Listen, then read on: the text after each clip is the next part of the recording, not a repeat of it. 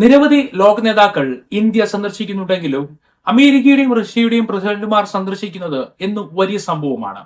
കാരണം അവർ വരുന്ന അത്യാധുനിക വിമാനവും അവരുടെ വാഹനങ്ങളും അവർക്കൊരുക്കുന്ന സുരക്ഷയും ഒക്കെ ഒന്ന് കേട്ടിരിക്കാൻ തന്നെയുണ്ട്.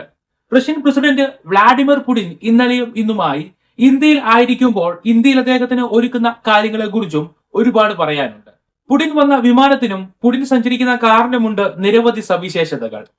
ലോകം ഉറ്റുനോക്കുന്ന ഈ 26 മണിക്കൂർ നീളുന്ന സന്ദർശനത്തെ കുറിച്ച് ഈ വീഡിയോയിലൂടെ പങ്കുവയ്ക്കാം. 23ാം ഇന്ത്യ റഷ്യ വാർഷിക ഉച്ചകോടിയുടെ ഭാഗമായാണ് 2 ദിവസത്തെ സന്ദർശനത്തിന് പുടിൻ എത്തിയിരിക്കുന്നത്. പ്രോട്ടോകോളുകൾ മറികടന്ന് പ്രധാനമന്ത്രി നരേന്ദ്രമോദി തന്നെ നേരിട്ട് എത്തിയാണ് പുടിനെ സ്വീകരിച്ചത്.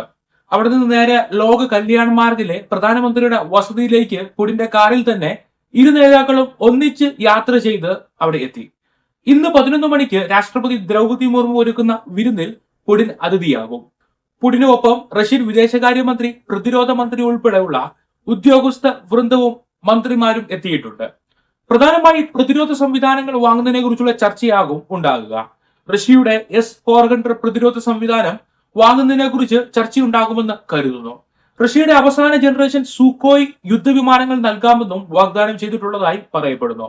സ്കിൽഡ് വർക്കേഴ്സിന്റെ കൈമാറ്റത്തിലും മൈഗ്രേഷനിലും ഊർജ സഹകരണത്തിലും സാമ്പത്തിക സഖ്യത്തിലും കരാറുകൾ ഉണ്ടാക്കുവാനുള്ള സാധ്യതയുണ്ട്. ഈ സന്ദർശനം ഒരു ആചാരപരമായ സന്ദർശനം മാത്രമായി കരുതാനാകില്ല. ആഗോളതലത്തിൽ തന്നെ ബാധിക്കുന്ന തീരുമാനങ്ങൾ ഉണ്ടാകാനുള്ള വേദി ആയേക്കും ഇത്. പുടിന് നൽകുന്ന സുരക്ഷാ ക്രമീകരണങ്ങളാണ് ആകാംക്ഷയോടെ കേട്ടിരിക്കാനുള്ളത്. പുടിനെ പോലെയുള്ള ലോക നേതാക്കൾ ഇന്ത്യ സന്ദർശിക്കുമ്പോൾ അവർക്ക് സുരക്ഷ നൽകുകയല്ല, മറിച്ച് അവർക്ക് ചുറ്റും സുരക്ഷാ കവചം കൊണ്ടുള്ള കോട്ട തന്നെ തീർക്കുകയാണ്. 5 ലെയറുള്ള സുരക്ഷയാണ് പുടിന് നൽകുന്നത്. ഏറ്റവും അകത്തെ ലെയർ തീർക്കുന്നത് റഷ്യൻ പ്രസിഡന്റിയൽ സെക്യൂരിറ്റി സർവീസിലെ പ്രൊട്ടക്ഷൻ ടീമാണ്. റഷ്യയിലെ സുരക്ഷാ ഏജൻസി അതിനായി പുടിന് ഒപ്പം എത്തിയിട്ടുണ്ട്. രണ്ടാമത്തെ ലെയർ തീർക്കുന്നത് ഇന്ത്യയുടെ ഉയർന്ന സേനയായ നാഷണൽ സെക്യൂരിറ്റി ഗാർഡാണ്. VVIP സെക്യൂരിറ്റികൾക്കും ഭീകരവിരുദ്ധ ഓപ്പറേഷനും പരിശീലനം ലഭിച്ചവരാണ് ഇവർ. അതിനുശേഷം വരുന്ന ലെയർ പാരാമിലിറ്ററി സേനയുടെയും ക്വിക്ക് റിയാക്ഷൻ ടീമിന്റെയും ഡൽഹി പോലീസിന്റെയുമാണ്. ഏറ്റവും അവസാന ലെയർ പല സംവിധാനങ്ങൾ കൂടിച്ചേരുന്നതാണ്.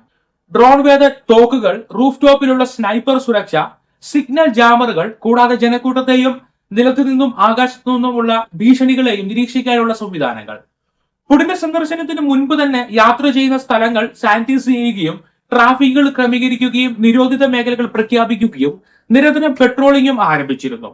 പുടിനെ പോലെയുള്ള ലോക നേതാക്കൾക്ക് സുരക്ഷ നൽകുമ്പോൾ അതവരുടെ പ്രോട്ടോകോൾ അനുസരിച്ചായിരിക്കണം. ഒപ്പം നമ്മുടെ രാജ്യത്തിന്റെ സുരക്ഷാ പ്രോട്ടോകോളുകളും അവിടെ പാലിക്കപ്പെടും. പുടിൻ റഷ്യയിൽ ഉപയോഗിക്കുന്ന അതിസുരക്ഷാ വാഹനം ഇന്ത്യയിൽ എത്തിച്ചാണ് ഇവിടെയും സഞ്ചരിക്കുന്നത്.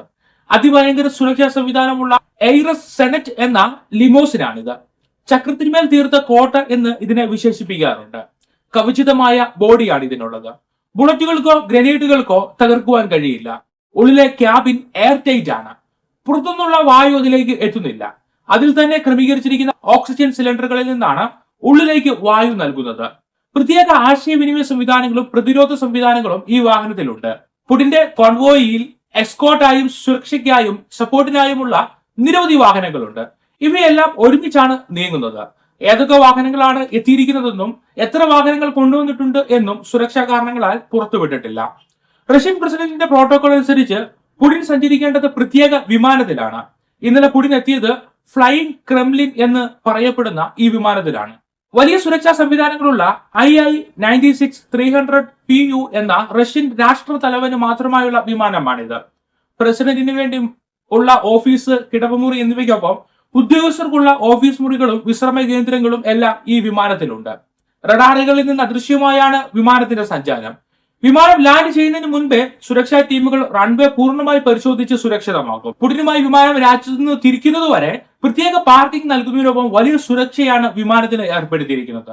റഷ്യൻ പ്രസിഡന്റിനെ അനുഗമിക്കുന്ന ഉദ്യോഗസ്ഥരിൽ ഏറ്റവും അധികമുള്ളത് റഷ്യൻ പ്രസിഡന്റ് സെക്യൂരിറ്റി സർവീസിലെ സുരക്ഷാ ഉദ്യോഗസ്ഥരാണ്.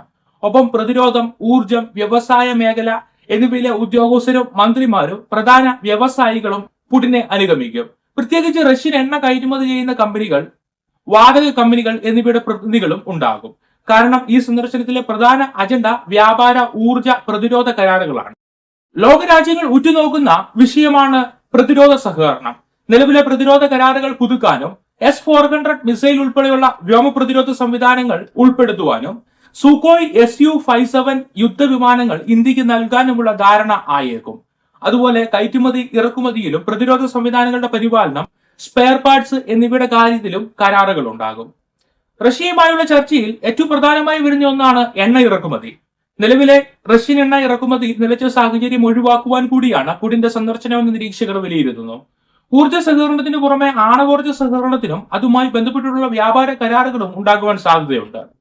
ഇന്ത്യയുമായി സഖ്യത നിലനിർത്തുവാൻ റഷ്യ എന്നും പരിശ്രമിക്കുന്നുണ്ട്.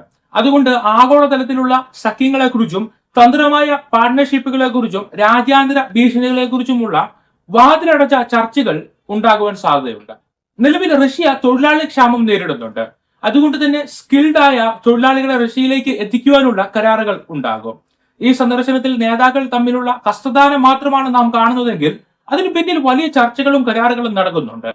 ചില കാര്യങ്ങൾ വാർത്തയായി നൽകുമെങ്കിലും പല കാര്യങ്ങളും ഭാവിയിൽ പ്രാവർത്തികമാകുമ്പോഴേ നമുക്ക് മനസ്സിലാക്കുവാൻ കഴിയുകയുള്ളൂ. ഇന്ത്യയെ സംബന്ധിച്ചിടത്തോളം ഈ സന്ദർശനം പ്രതിരോധ സംവിധാനങ്ങൾ വാങ്ങാനും സേനയെ കൂടുതൽ ശക്തമാക്കാനും വ്യാപാര കരാറുകൾ നേടാനും വിദേശ തൊഴിലവസരങ്ങൾ സൃഷ്ടിക്കാനുമുള്ള ഒരു സാഹചര്യമാണ്. റഷ്യയെ സംബന്ധിച്ച് ആഗോളപരമായി പാശ്ചാത്യ രാജ്യങ്ങളിൽ നിന്ന് സമ്മർദ്ദം നേരിടുമ്പോൾ ഇന്ത്യ എന്ന ലോകത്തെ ഏറ്റവും വലിയ ജനാധിപത്യ ശക്തിയെ കൂടെ നിർത്താനുള്ള അവസരമാണ്. ഒപ്പം ഈ ഉച്ചകോടി കൊണ്ട് ഇന്ത്യ അമേരിക്കയ്ക്കോ റഷ്യയ്ക്കോ കീഴിലല്ല എന്ന ഒരു സന്ദേശം കൂടിയാണ് ലോകത്തിന് നൽകുന്നത്. പൗരന്മാരായ നമ്മെ സംബന്ധിച്ചിടത്തോളം ഇത്തരം ലോക നേതാക്കളുടെ സന്ദർശനം കേവലം ഒരു വാർത്ത മാത്രമാണ്. പക്ഷേ ആ സന്ദർശനത്തെ നിരീക്ഷിച്ചാൽ ഭാവിയെക്കുറിച്ച് വരെ മനസ്സിലാക്കുവാൻ കഴിയും. നമ്മുടെ സമ്പദ് വ്യവസ്ഥ, ഇറക്കുമതി, പ്രതിരോധം എന്നിവയെക്കുറിച്ച് അറിയുവാൻ കഴിയും. പുതിയ കാര്യങ്ങൾ കേൾക്കാനുള്ള നിങ്ങളുടെ ക്യൂരിയോസിറ്റിയെ അഭിനന്ദിക്കാതിരിക്കുവാൻ കഴിയില്ല. മോദി പുടിൻ സന്ദർശനം നിങ്ങൾ പോസിറ്റീവായി കാണുന്നുവെങ്കിൽ ഈ വീഡിയോ ലൈക്ക് ചെയ്യുക. നല്ലതൊക്കെ അറിയാം എന്ന ഈ യൂട്യൂബ് ചാനലിൽ നിങ്ങൾക്ക് ഉപകാരപ്രദമായ നിരവധി അറിവുകൾ ദിവസവും പങ്കുവയ്ക്കുന്നുണ്ട്. അതിനാൽ ഇപ്പോൾ തന്നെ ചാനൽ സബ്സ്ക്രൈബ് ചെയ്ത് വെക്കുക. നിങ്ങളുടെ അഭിപ്രായങ്ങൾ കമന്റ് ചെയ്യുക.